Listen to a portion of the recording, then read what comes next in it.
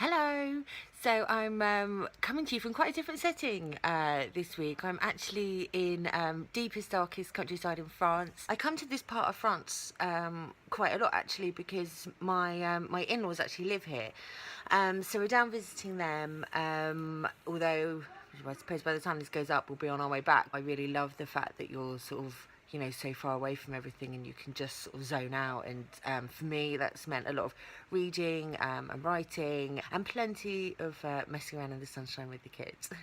One of the things I always think when I'm down here, whenever I'm doing like writing, I think it's because I'm in the countryside, that I get really into the idea of writing about like animals or fairies or little creatures that live inside flowers, all those kind of like really cute stories that you read when you were a child about the kind of the magic of nature. And for me it just becomes like this pure escapism writing, and it really made me think about kind of the last couple of weeks of Writing Wednesday videos that I've done. They've been very sort of self-reflective, very much thinking about how you feel and sort of like really looking inside yourself, and the creative book's way of unlocking that creativity sort of within you even more.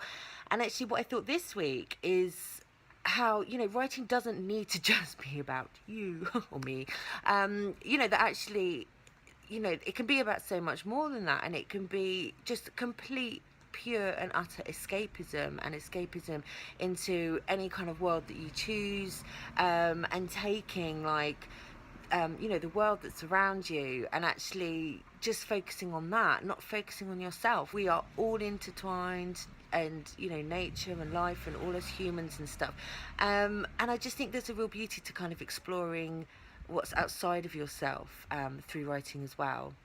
Nature writing, sort of just as a topic, is suddenly very much in trend in writing at the moment. I just seem to be reading quite a lot about it, where people are just really focusing on their surroundings, but everything about it, down to the most minute of details, of how our ecosystem is affected, how one leaf is affected by the wind, or it can be absolutely anything, but it's just another example of kind of really taking a moment to admire and appreciate your surroundings and write about something that's more than just you, and like something that's kind of bigger than just yourself. I think it's a really fun and it's a really interesting way to look at the world. I normally have a tripod but because I'm here, I'm holding my iPhone with my arm to film this, and my arm's really aching. I'm so unfit, it is absolutely ridiculous. I'm going to say it's because I've been doing so much swimming, my arm's already aching, but I think that might be overstating it a touch. So that's why I thought really for this week's Writing Wednesday, we should all just not just think about ourselves and our lives and journaling about ourselves and using it as a tool to look inwardly, but let's use it as a tool to look outwardly. Let's just use it as like pure escapism, just writing about absolutely anything in your life, anything in your garden, a herb that's growing on your shelf, some flowers, some people who live in flowers. Is that just me who writes about that kind of stuff?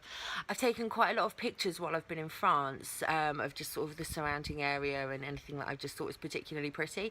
So I'm going to post those on my Instagram, which is Bourne, and I'll also leave a link below, and I will also post them on my blog, which is just nicolabourne.com, and again I'll put a link to that below. So if you are at a little bit of a loss of inspiration from your surroundings, maybe looking at something completely different and completely other surroundings, that might inspire you a bit too. I hope that you'll feel very inspired to just have some pure escapism and write about something completely different to your everyday life, and just enjoy the writing. Bye. I just said bye, but of course it should have been au revoir.